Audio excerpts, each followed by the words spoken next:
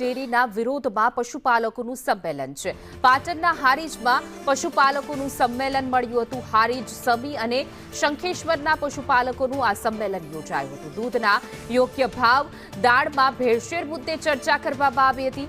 હારીજમાં પશુપાલકોએ rally કાઢી વિરોધ નોંધાવ્યો હતો। તો હાઈવે પર દૂધ ઢોળી પણ પ્રતિકાત્મક વિરોધ કર્યો હતો। મામલતદારને આવેદનપત્ર આપી રજૂઆત કરવામાં આવી હતી। જોઈ શકાય છે મોટી સંખ્યામાં પશુપાલકો જે છે તે રસ્તા ઉપર ઉતરી ગયા છે અને દૂધ ઢોળી વિરોધ નોંધાવી રહ્યા છે। દૂધના યોગ્ય ભાવ આપવાની તે લોકોની માંગ છે, જેને લઈને ઉગ્ર વિરોધ પ્રદર્શન।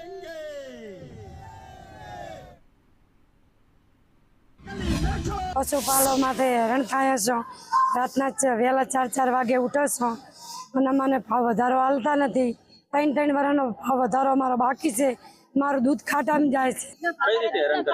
દૂધ વધારો ના હાલ્યો, મને દૂધ ખાટામાં મેલ્યું, પેટ ના હાલે અને મંત્રીને બહુ હેરાન કરે છે। 2 વર્ષથી અમારું દૂધ જ બનાસમાં જાય છે। બનાસમાં મને સારો ભાવ હાલ્યો તો અમે છોકરાનો પાસે દૂધ ખાવાનું આપીએ અને તમારા બધા નેતાઓનો યન કરવું હોય તો તમે લડાવો, પણ અમારા મજૂર વર્ગને અમે હેરાન કરવાનું બંધ કરો અને અમને ભાવ આલો, અમારું પોષણ થાય એવું કરો।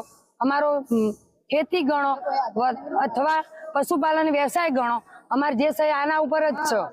3 તાલુકાના 5000 થી પણ વધારે પશુપાલકો જોડાઈ રહ્યા છે, જેની અંદર અમને ભાવની સાથે સાથે અમારો પશુનો મુખ્ય આહાર સાગરદાણ છે અને એ સાગરદાણની અંદર આ લોકોએ 6 થી 7% માટી નાખી છે, જેની ક્વોલિટી બગાડ નાખી છે અને પશુઓ ખાતા નથી।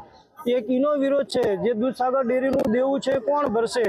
નવી લોનો કરી છે અને એની સાથે સાથે આ લોકો ડુપ્લિકેટ દૂધ બનાવી અને બહારથી ખરીદે છે, તો સ્થાનિક પશુપાલકોનું શું થશે? આવનારા સમયની અંદર અમારી માંગો સ્વીકારવામાં નહીં આવે તો દૂધસાગર ડેરીના ગેટ સામે 50,000 થી પણ વધારે પશુપાલકો ભેગા થઈ અને ડેરીનો ઘેરાવો કરશું।